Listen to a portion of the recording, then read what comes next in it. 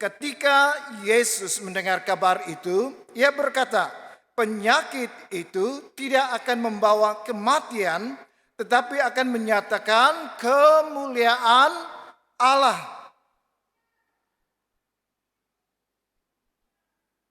Sebab oleh penyakit itu, anak Allah akan dimuliakan. Yesus memang mengasihi Marta dan kakaknya dan Lazarus.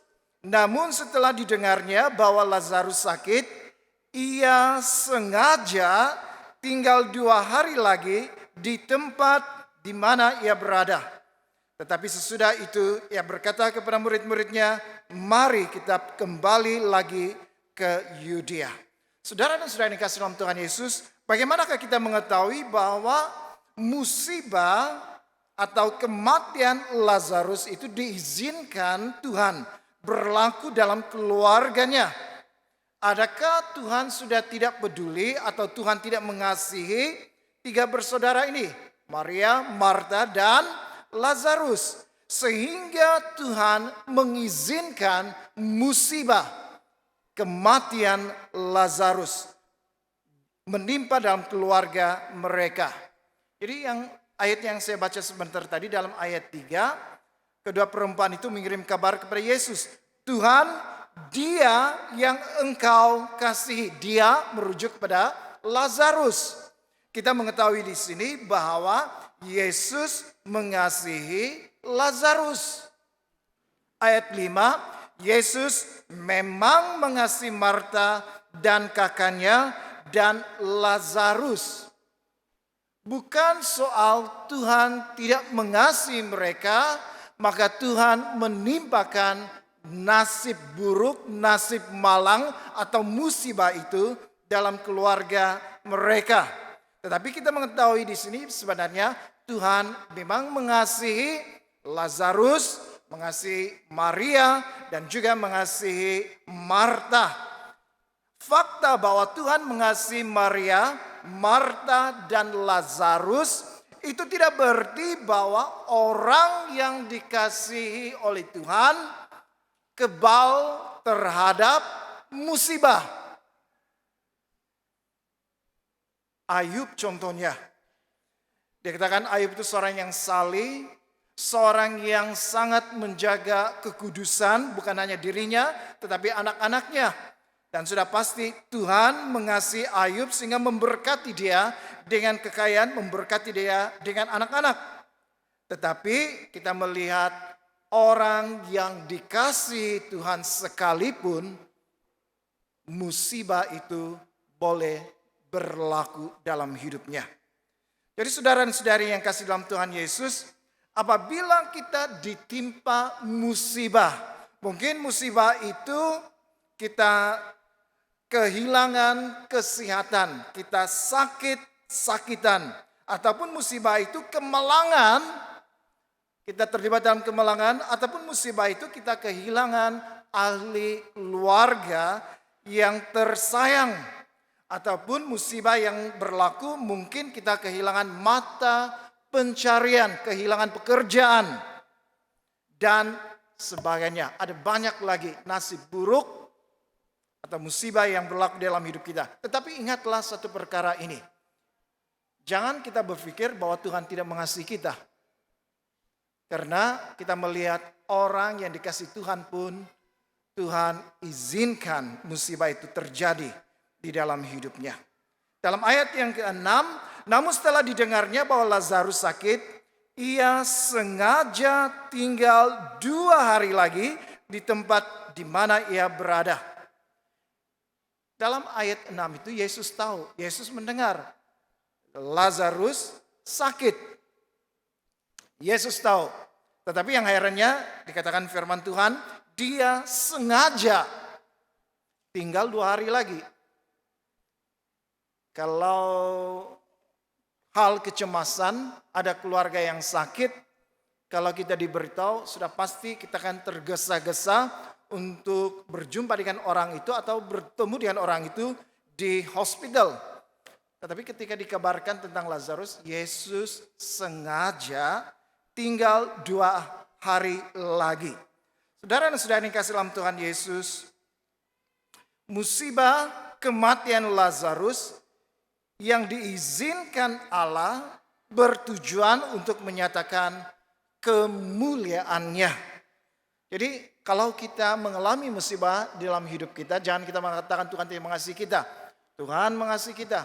Tetapi orang yang dikasihi Tuhan atau orang yang mengasihi Tuhan, kita tidak kebal terhadap musibah. Kita tidak kebal terhadap nasib malang yang menimpa dalam hidup kita. Tetapi satu perkara yang kita mau tahu, sama ada musibah ini diizinkan Tuhan atau musibah ini gara-gara kelalaian kita sendiri. Bagaimana kita boleh memahami, bagaimana kita boleh mengerti apa yang berlaku di tengah-tengah musibah yang menimpa hidup kita. Jujur saya katakan kita tidak akan tahu kenapa kita ditimpa penyakit, kenapa kita dibuang kerja, kenapa kita banyak musibah. Kita tidak tahu seperti Ayub. Ayub sendiri tidak memahami kenapa musibah, penderitaan demi penderitaan dialami dalam hidupnya. Tetapi satu perkara yang kita melihat di sini, kalau orang itu mengasihi Tuhan, kalau kita mengasihi Tuhan, atau dengan lebih tepatnya Tuhan mengasihi kita, saudara dan saudara yang kasih dalam Tuhan Yesus, kalau berlaku suatu musibah dalam hidupmu, mungkinkah musibah itu adalah musibah yang diizinkan Tuhan? Maksudnya, mulai musibah yang Tuhan timpakan itu dalam hidup kita, yang Tuhan izinkan itu berlaku dalam hidup kita, tujuannya supaya kemuliaan Tuhan dinyatakan. Kemuliaan Tuhan itu dinyatakan. Saudara dan saudara yang kasih dalam Tuhan Yesus, dengan arti kata yang lain, maksudnya hidup kita ini dipakai oleh Allah untuk menyatakan kemuliaannya. Meskipun kita mengalami nasib buruk, mengalami musibah, tetapi Tuhan mau memakai musibah itu untuk menyatakan kehidupan, menyatakan kemuliaannya dalam hidup kita. Memang sakit, iya. Tetapi kalau kita bergerak atau kita menerima musibah itu dengan bersandar kepada Tuhan, pada akhirnya setelah kita melalui musibah itu, barulah kita dapat memahami kenapa kita ditimpa oleh musibah itu. Apa tujuan Tuhan? Kita akan memahami itu setelah itu berlalu. Tetapi berita baiknya, saudara dan saudara yang kasih dalam Tuhan Yesus, kalau Tuhan mengizinkan musibah berlaku dalam hidup kita, Tuhan boleh memakai dan mengubah mukjizat itu menjadi berkat bagi orang lain melalui kita yang mengalami musibah itu. Kalau kita melihat di sini ada beberapa contoh. Yang pertama, musibah menjadi berkat kepada murid-murid Tuhan Yesus. Dalam ayat yang ke-15. Fokus ayat 15. Tetapi syukurlah aku tidak hadir pada waktu itu, sebab demikian lebih baik bagimu, supaya kamu dapat belajar percaya. Jadi musibah yang berlaku, kematian Lazarus, itu menjadi berkat kepada murid Tuhan Yesus. Yesus mengajar mereka untuk percaya kepada Tuhan Yesus dalam segala perkara, termasuk hal yang melibatkan kematian. Seolah-olah tidak ada harapan, tapi Yesus mengajar mereka untuk tetap percaya kepada Tuhan Yesus, karena mukjizat akan terjadi. Kedua, mukjizat itu menjadi berkat kepada Marta. Dalam ayat yang ke-23, kata Yesus kepada Marta, saudaramu akan bangkit. Saudaramu akan bangkit. Lalu apa kata Marta? Kata Marta kepadanya, aku tahu bahwa ia akan bangkit pada waktu orang-orang bangkit pada zaman akhir. Apalagi Yesus mengatakan, saudaramu Lazarus itu akan hidup semula, akan bangkit. Marta mengiyakan, Marta percaya, tapi dalam pikiran Marta, kebangkitan Lazarus itu akan berlaku pada masa akhir zaman. Tetapi ketika Yesus mengatakan saudaramu akan bangkit, artinya pada hari itu Lazarus akan bangkit daripada kematian. Dan sudah pasti apabila Marta melihat hal itu, dia diberkati, dia dikuatkan, dia percaya kepada Yesus lebih dalam lagi. Jadi musibah menjadi berkat, yang ketiga menjadi berkat kepada orang Yahudi. Dalam ayat ke-45, banyak di antara orang-orang Yahudi yang datang melawat Maria dan yang menyaksikan sendiri apa yang telah dibuat Yesus, percaya kepadanya. Yohanes pasal 12 ayat 9 hingga 11, sejumlah besar orang Yahudi mendengar bahwa Yesus ada di sana dan mereka datang bukan hanya karena Yesus, melainkan juga untuk melihat Lazarus yang telah dibangkitkannya dari antara orang mati.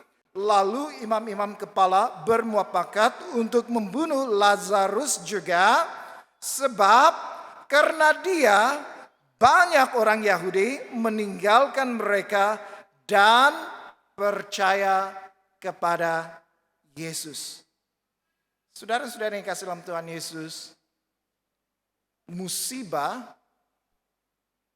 di tangan Tuhan itu boleh diubah menjadi berkat bagi orang lain.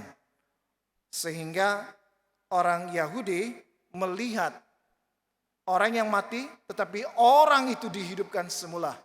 Dan ramai orang, dikatakan di sini banyak orang menjadi percaya kepada Tuhan Yesus. Jadi musibah yang terburuk sekalipun yang berlaku di dalam hidupmu pada masa ini, kalau musibah itu diizinkan Allah, itu boleh dipakai dan diubah Tuhan menjadi berkat bagi orang lain.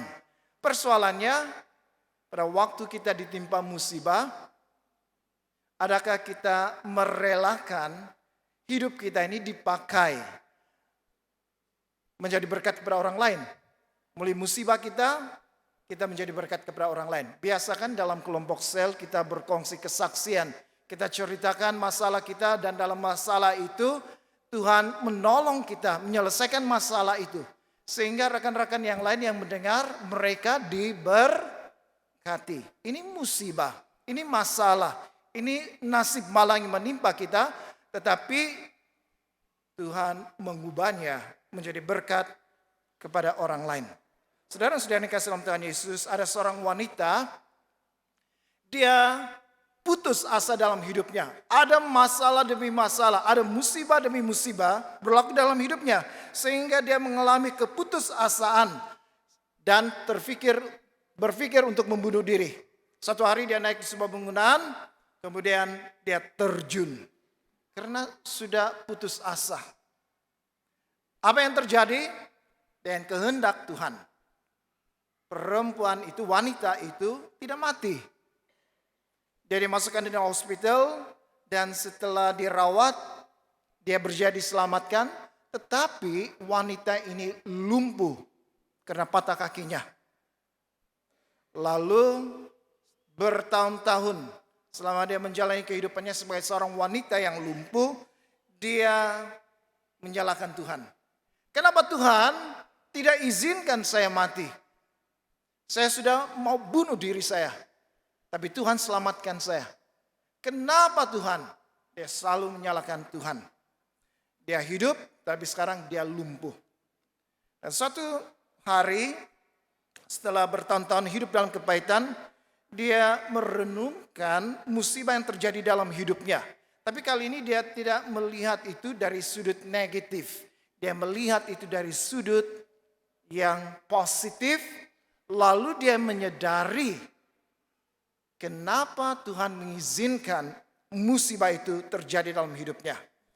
Kemudian dia mengiklankan di surat kabar nomor teleponnya untuk dihubungi.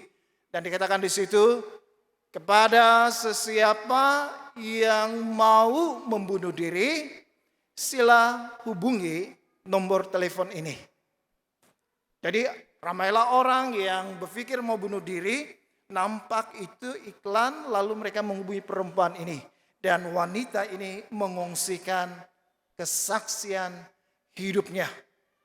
Dan dikatakan ramai orang yang berpikir, yang tadinya berpikir mau bunuh diri, akhirnya tidak jadi membunuh diri. Wanita ini mulai musibah yang dialaminya, lumpuh, tetapi dalam hidupnya dia banyak menjadi berkat bagi orang lain. Jadi saudara-saudara yang kasih dalam Tuhan Yesus, jangan pikir kalau kita ada musibah, Tuhan tidak mengasihi saya. Atau kalau kita ada musibah, kita berpikir, alamak, tidak ada harapan sudah. Kalau musibah itu kehendak Tuhan dalam hidupmu, jalani. Bukan dengan kekuatan kita, dengan pertolongan Tuhan, sudah pasti. Sehingga pada akhirnya kita akan melihat pekerjaan Tuhan dinyatakan di dalam hidup kita. Hidup kita dipakai Tuhan menjadi berkat bagi orang lain. Maukah Anda, saudara dan saudari yang kasih dalam Tuhan Yesus, kalau ada masalah dalam hidupmu, dan masalah itu kamu sadar ini kehendak Tuhan, maukah Anda menjadi berkat bagi orang lain? Setelah Anda melalui masalah itu, menyaksikan, menceritakan kepada orang lain bagaimana Tuhan sudah menolong Anda. Sehingga kemuliaan Allah dinyatakan dalam hidupmu, dan orang lain diberkati oleh kesaksian Anda. Jadi selain menyatakan kemuliaan Allah, musibah yang diizinkan Allah itu juga menyatakan kemuliaan anak Allah. Dalam ayat 4, penyakit itu tidak akan membawa kematian, tetapi akan menyatakan kemuliaan Allah. Itu yang sudah saya katakan sebentar tadi. Tetapi kemuliaan Allah, sebab oleh penyakit itu anak Allah akan dimuliakan. Jadi musibah yang diizinkan oleh Tuhan itu menyatakan kemuliaan anak Allah, yaitu Yesus Kristus. Bagaimanakah musibah kematian Lazarus itu boleh menyatakan kemuliaan anak Allah? Dalam ayat yang ke-25. Ayat 25. Fokus ayat yang ke-25. Jawab Yesus, akulah kebangkitan dan hidup. Barang siapa percaya kepadaku, ia akan hidup walaupun ia sudah mati. Dan setiap orang yang hidup dan yang percaya kepadaku tidak akan mati selama-lamanya. Percayakah engkau akan hal ini? Saudara dan saudara yang kasih dalam Tuhan Yesus, dalam ayat yang ke-25, Yesus menunjuk dirinya sendiri, akulah kebangkitan dan hidup. Dalam banyak ajaran agama dalam dunia ini, tidak ada satu agama pun yang berani mengklaim akulah kebangkitan dan hidup. Kebanyakannya mengajarkan, oh ini jalannya. Kau ikut ini, maka kamu akan selamat. Tetapi berlainan dengan ajaran Kristen, Yesus mengatakan, akulah. Dia menunjuk kepada dirinya sendiri. Akulah kebangkitan dan hidup. Apa maksudnya? Maksudnya ialah kebangkitan dan hidup itu ada dalam pribadi Tuhan Yesus. Dengan arti kata yang lain, dialah sumber kehidupan manusia. Dialah sumber kehidupan kita. Dan apabila Yesus mengatakan ini, ada dua golongan yang disentuh di sini. Yang pertama, orang yang sudah mati. Dikatakan, barang siapa percaya kepadaku, ia akan hidup. Barang siapa percaya kepadaku, ia akan hidup walaupun ia sudah mati. Jadi orang yang sudah meninggal dunia, Yesus mengatakan kalau orang itu percaya kepadaku, ia akan hidup. Untuk orang yang sudah mati, orang itu akan dibangkitkan semula. Orang itu akan hidup. Golongan yang kedua, orang yang masih hidup. Setiap orang yang hidup dan yang percaya kepadaku tidak akan mati selama-lamanya. Orang hidup akan mati, tapi Yesus mengatakan orang itu tidak akan mati selama-lamanya. Jadi kita melihat di sini Yesus sumber kehidupan kita. Yesus sumber kehidupan manusia. Sama ada orang itu sudah mati, Yesus menjadi sumber kehidupannya. Sama ada orang itu masih hidup, kita yang masih hidup, yang akan mati, kita tidak selama-lamanya mati. Karena Yesus adalah sumber kehidupan. Karena pada akhirnya, orang yang sudah meninggal dunia, dan kita yang masih hidup, pada waktu Yesus datang kali yang kedua, kita semua akan bertemu. Yang hidup akan bertemu dengan orang yang sudah meninggal dunia, yang mati dalam Kristus. Jadi Yesus sumber kehidupan dalam hidup kita. Apabila Yesus membangkitkan Lazarus, itu menunjukkan kepada orang ramai tentang kemuliaan anak Allah. Yaitu Yesus sumber kebangkitan. Sehingga orang yang sudah mati sekalipun dibangkitkan semula. Kemuliaan anak Allah yang berkuasa membangkitkan orang mati. Dalam ayat yang ke-38 dan 44. Maka masgullah pula hati Yesus, lalu ia pergi ke kubur itu. Kubur itu adalah sebuah gua yang ditutup dengan batu. Kata Yesus, angkatlah batu itu. Marta, saudara orang yang meninggal itu berkata kepadanya, Tuhan, ia sudah berbau, sebab sudah 4 hari ia mati. Jawab Yesus, bukankah sudah kukatakan kepadamu, jikalau engkau percaya, engkau akan melihat kemuliaan Allah. Ayat 43, terus pada ayat 43. Dan sesudah berkata demikian, berserulah ia dengan suara keras, Lazarus, marilah keluar. Orang yang telah mati itu datang keluar. Kaki dan tangannya masih terikat, dan kain kapan dan mukanya tertutup dengan kain peluh. Kata Yesus kepada mereka, bukalah kain-kain itu dan biarlah ia pergi. Jadi dalam ayat ini yang kita sudah baca, kita melihat Yesus sumber kehidupan itu. Yesus sumber kebangkitan dan hidup. Dan Yesus membuktikan itu dengan cara memanggil Lazarus yang dikatakan sudah mati 4 hari. Keluar dari kuburan. Keluar dari gua. Dan itulah yang terjadi. Lazarus yang sudah mati itu hidup semula. Saudara dan saudara yang kasih dalam Tuhan Yesus, kita melihat Yesus sumber kehidupan itu. Sehingga Yesus yang memiliki sumber kehidupan itu berkuasa membangkitkan orang yang sudah mati. Jadi saudara-saudara yang kasih dalam Tuhan Yesus, kalau Yesus adalah sumber kehidupan kita, sama ada kita yang masih hidup ini, maupun orang yang sudah meninggal dunia, Yesus adalah sumber kehidupan. Saudara dan saudara yang kasih dalam Tuhan Yesus, janganlah sekali-kali kita melepaskan Yesus. Janganlah kita sekali-sekali menukar Yesus dengan sesuatu. Mungkin pangkat, mungkin harta, mungkin hak-hak keistimewaan. Jangan melepaskan Yesus. Ataupun jangan melepaskan Yesus karena seseorang. Seseorang itu mungkin pasangan hidup. Kalau yang seiman, puji Tuhan. Kalau yang tidak seiman, bagaimana? Yang berlainan agama.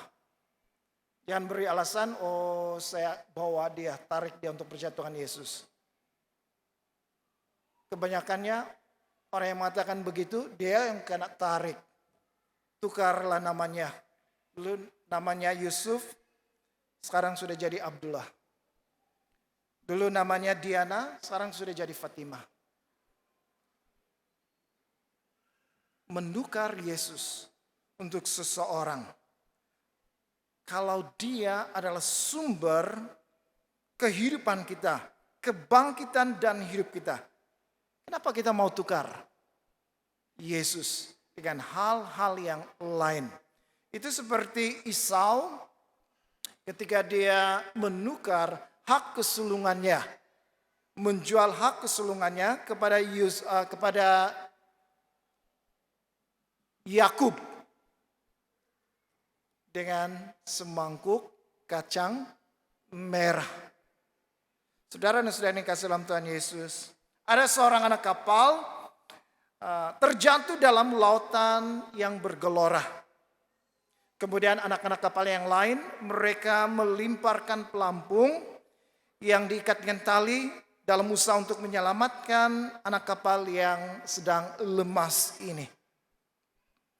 Jadi anak kapal itu apabila dia sudah berjaya memegang pelampung itu, dia sadar, betul-betul sadar bahwa pelampung itulah satu-satunya yang dapat menyelamatkan dia daripada mati lemas. Maka apa yang dibuatnya? Dia pegang pelampung itu erat-erat. Dia tidak mau melepaskannya.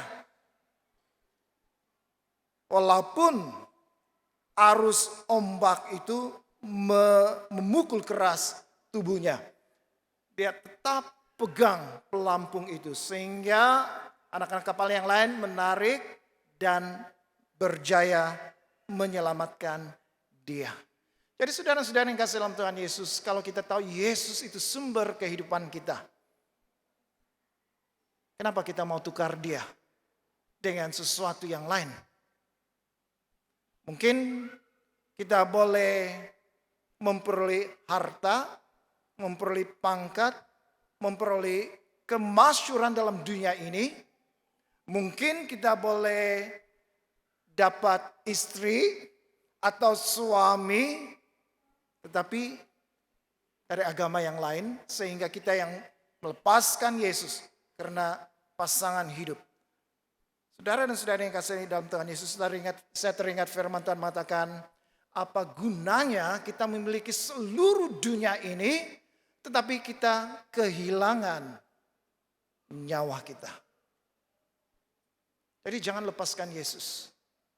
Pegang dia sampai pada akhir hidup kita. Jadi selain menyatakan kemuliaan Allah dan kemuliaan Yesus, musibah yang diizinkan Allah berlaku dalam hidup kita itu adalah peluang bagi kita menyatakan kepercayaan kita kepada Tuhan. Menyatakan kepercayaan kita bahwa Allah adalah Allah yang berdaulat dalam hidup kita. Dalam ayat yang ke-39 kata Yesus, angkat batu itu. Marta, saudara, orang yang meninggal itu berkata kepadanya, Tuhan, ia sudah berbau, sebab sudah 4 hari ia mati. Jawab Yesus, bukankah sudah kukatakan kepadamu, jikalau engkau percaya, engkau akan melihat kemuliaan Allah. Jadi sementara Yesus mengatakan batu itu gulingkan. Apa yang dikatakan oleh Marta?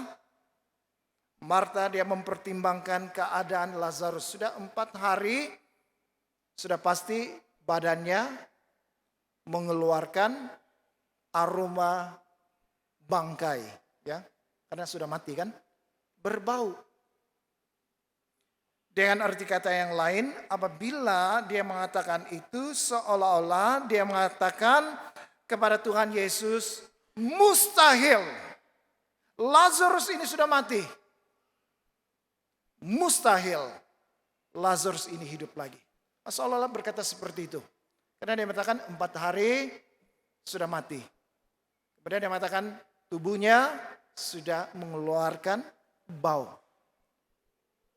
Jadi memang mustahil. Memang mustahil. Saudara dan saudari yang kasih dalam Tuhan Yesus, Yesus menuntut iman Marta. Bukankah sudah kukatakan kepadamu, jikalau engkau percaya, engkau akan melihat kemuliaan Allah. Melihat kemuliaan Allah artinya apabila dia percaya Lazarus itu walaupun sudah 4 hari mati, sudah 4 hari dalam kuburan, sudah berbau busuk. Tapi kalau engkau percaya, Yesus mengatakan engkau akan melihat kemuliaan Allah. Yaitu orang yang mati itu, Lazarus yang mati itu akan dibangkitkan semula. Saudara-saudara yang kasih dalam Tuhan Yesus, memang biasanya begitu ya. Kalau kita berada di tempat Marta, kita pun berpikir orang ini sudah mati, 4 hari sudah mengeluarkan bau busuk. Mustahil orang ini hidup. Kita pun sama seperti itu. Karena kita melihat dengan mata kasar kita. Itu fakta, itu kebenarannya. Itu logiknya. Dan kita menarik kesimpulan mustahil.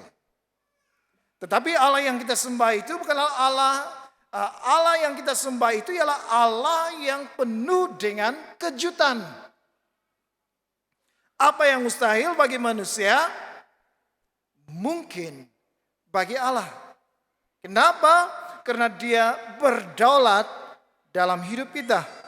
Ketika Allah mengizinkan suatu musibah berlaku di dalam kehidupan kita, sudah tentu dalam kedaulatan Tuhan, dalam kemahakuasaan Tuhan, Dia dapat mengubah musibah menjadi berkat. Saya ada pengalaman bersama dengan seorang teman saya. Kami ini baru diutus. Masuk dalam pelayanan, masuk belajar, kemudian diutus. Dan apabila kami berada di kampung itu, ada orang datang menjemput kami pergi ke rumah untuk berdoa orang sakit. Dan apabila saya dan kawan saya ini sampai di rumah itu, saya melihat ada seorang bapak terbaring, sudah lemah. Dan apabila dia bernafas, dia tarik nafas itu berbunyi. Saya lihat itu, tiada harapan. Tapi kawan saya ini berbeda dengan saya. Dia melihat apa yang saya lihat, tetapi dia berdoa dengan iman. Dan dalam doanya dia mengatakan, dia mengikhtiarkan kesembuhan.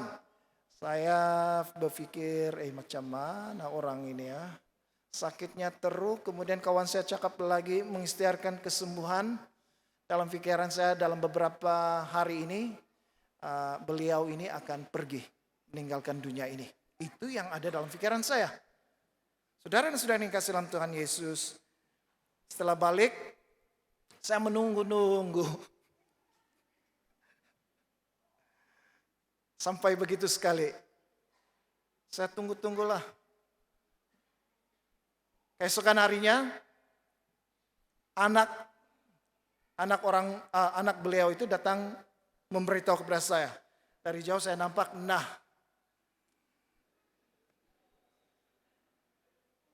kamu senyum-senyum maksudnya kamu pun paham kan apa yang maksud saya. Kemudian anak ini memberitahu, bapak saya sudah sembuh, dia pergi di kebun, dia kata kerja. Ketika saya dengar itu, wow, bukan seperti apa yang ada dalam pikiran saya. Saya pikir dia memberitahu bapaknya sudah tiada. Tapi anak itu memberitahu bapaknya sudah sembuh. Saudara dan saudara yang dikasihi dalam Tuhan Yesus, saya betul-betul terpukul. Dan saya belajar mulai hari itu bahwa bagi mata manusia, kalau saya lihat memang tidak harapan, tetapi di mata Tuhan apa yang mustahil bagi manusia mungkin bagi Tuhan. Jadi saudara yang sudah dikasihi dalam Tuhan Yesus, Kenapa? Karena Allah berdaulat di dalam kehidupan kita. Allah berdaulat. Kalau ada musibah yang terjadi dalam hidup kita, kalau itu Tuhan izinkan, Allah berdaulat mengubah musibah itu menjadi berkat untuk diri kita sendiri dan juga orang-orang di sekeliling kita. Apabila musibah yang diizinkan Tuhan itu berlaku dalam hidup kita, itu peluang bagi kita untuk menyatakan kepercayaan kita kepada Yesus. Tadi kepada Allah, Allah berdaulat dalam hidup kita. Ini kepada Yesus, karena Yesus adalah sumber pengharapan kita. Dalam ayat yang ke-25, jawab Yesus, "Akulah kebangkitan dan hidup. Barang siapa percaya kepadaku, ia akan hidup walaupun ia sudah mati. Dan setiap orang yang hidup dan yang percaya kepadaku tidak akan mati selama-lamanya." Dengar baik-baik. Percayakah engkau akan hal ini? Adakah kita percaya? Yesus mengatakan, "Akulah sumber kebangkitan dan hidup." Orang yang sudah mati akan dihidupkan. Orang yang hidup yang akan mati tetapi akan dibangkitkan lagi. Yesus mengatakan, "Percayakah engkau akan hal ini?" Adakah kita percaya? Percaya atau tidak? Bahwa Yesus itu sumber kebangkitan? Iya. Paulus menghibur jemaat di Tesalonika karena ada beberapa orang meninggal dunia.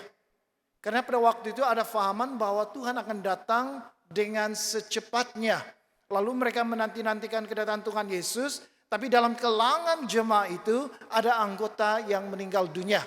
Lalu mereka bertanya bagaimana nasib mereka. Kemudian Paulus menulis suratnya kepada jemaat di Tesalonika dalam 1 Tesalonika pasal 4 ayat 13, 14 dan 16. Saya bacakan di sini. "Selanjutnya kami tidak mau saudara-saudara bahwa kamu tidak mengetahui tentang mereka yang meninggal, supaya kamu jangan berduka cita seperti orang-orang lain yang tidak mempunyai pengharapan. Karena jikalau kita percaya bahwa Yesus telah mati dan telah bangkit, maka kita percaya juga bahwa mereka yang telah meninggal dalam Yesus akan dikumpulkan Allah bersama-sama dengan Dia. Sebab pada waktu tanda diberi, yaitu pada waktu penghulu malaikat berseru dan sangkakala Allah berbunyi, maka Tuhan sendiri akan turun dari surga dan mereka yang mati dalam Kristus akan lebih dahulu bangkit." Saudara-saudara yang kasih dalam Tuhan Yesus, Paulus menghibur jemaat di Tesalonika karena mereka sedih, tetapi dalam kesedihan itu Yesus memperingatkan mereka, jangan berduka cita seperti orang-orang lain yang tidak mempunyai pengharapan. Ada orang yang berduka cita tetapi kehilangan pengharapan. Tetapi Paulus mengatakan kepada jemaat Tesalonika, orang yang sudah percaya kepada Yesus, kalau berduka cita sekalipun, jangan sampai kehilangan pengharapan. Pengharapan kita itu terletak dalam Yesus. Kenapa? Karena Yesus sumber kebangkitan dan hidup. Bahkan dikatakan di sini, kalau kita percaya Yesus yang sudah mati itu dan yang sudah bangkit. Yesus sendiri mengalami kematian, tetapi Yesus juga mengalami kehidupan. Kalau kita percaya tentang itu, ini adalah dasar kepercayaan kita. Yesus mati, tetapi Yesus juga bangkit. Demikian yang berlaku kepada orang-orang yang sudah meninggal dunia, yang percaya kepada Yesus, mereka akan dibangkitkan semula.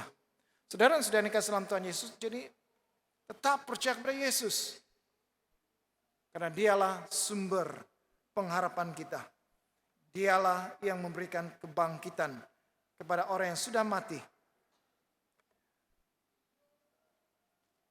Ada seorang bekas Kristen. Dia menghubungi seorang yang bernama Sam Shamoun. Ini orang apologetik. Selalu berapologetik, mempertahankan iman Kristen. Karena ada orang, khususnya dari sepupu sebelah, selalu bertanya soalan-soalan tentang kekristenan. Jadi orang ini bekas Kristen, dia menukar kepercayaannya. Dia tukar namanya jadi Abdullah. Kamu paham kan? Di agama itu. Dan dia menghubungi, baru 2 bulan, dia menghubungi Sam Shamoun dan berdebat. Dia mengatakan dia tidak percaya Bible. Karena Bible ini katanya sudah dipalsukan. Jadi Sam Shamoun ini dia mulai menjelaskan satu persatu tentang Alkitab dan membuat perbandingan itu dengan kitab yang dipercayai oleh orang ini. Lalu dapat melihat bahwa Alkitab memberikan fakta-fakta yang kukuh, fakta-fakta kebenaran, tetapi yang yang kitab ini, yang satu ini, ada banyak perjanggaan, ada banyak kejanggalan. Dan pada akhirnya, orang ini mengambil keputusan untuk kembali percaya kepada Yesus Kristus. Saudara-saudara yang kasih dalam Tuhan Yesus, sekali kita percaya kepada Yesus, tetaplah percaya kepada Yesus sampai selama-lamanya. Sampai kematian menjemput kita. Jangan kita lepaskan Yesus. Jangan lepaskan Yesus. Sekali percaya, tetap percaya kepada Yesus. Karena dialah sumber pengharapan dalam hidup kita. Jadi saudara-saudara yang kasih dalam Tuhan Yesus, detik penentuan adalah ketika kita percaya kepada kedaulatan Allah. Allah boleh mengizinkan musibah berlaku dalam hidup kita, tetapi Allah berkuasa mengubahkan musibah itu menjadi berkat dalam hidupmu dan sudah pasti menjadi berkat bagi orang-orang di sekeliling Anda. Detik penentuan adalah apabila kita percaya kepada anaknya Yesus Kristus yang menjadi sumber kehidupan. Orang yang mati sekalipun masih ada pengharapan akan dibangkitkan.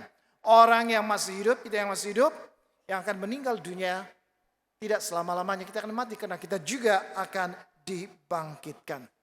Jadi saudara-saudara yang kasih dalam Tuhan Yesus, tetap berpegang kepada iman kepercayaan kita. Kalaupun ada berlaku musibah, Tuhan berdaulat. Kalaupun ada berlaku musibah, Yesus menjadi jaminan kita. Mari kita berdoa. Bapa dalam surga, terima kasih untuk firman Tuhan yang kami dengar dan belajar bersama hari ini. Kiranya firman Tuhan ini memberkati kami. Dan apabila musibah terjadi dalam hidup kami, kami tidak mudah untuk menyalahkan Tuhan. Karena kami tahu apabila kami mengasihi Tuhan dan Tuhan mengasihi kami. Kami tahu apabila musibah terjadi, itu adalah karena Tuhan yang mengizinkan, bukan untuk mencelakakan kami, tetapi untuk mendatangkan, untuk mengubahkan musibah itu menjadi berkat dalam kehidupan kami dan bagi orang lain. Dan tolong kami Tuhan supaya sekali-kali tidak akan melepaskan pengharapan kami, kepercayaan kami dalam Yesus yang menjadi sumber kehidupan kami, yang menjadi sumber kebangkitan kami. Terima kasih Tuhan untuk firman-Mu, dalam nama Tuhan Yesus kami berdoa. Amin.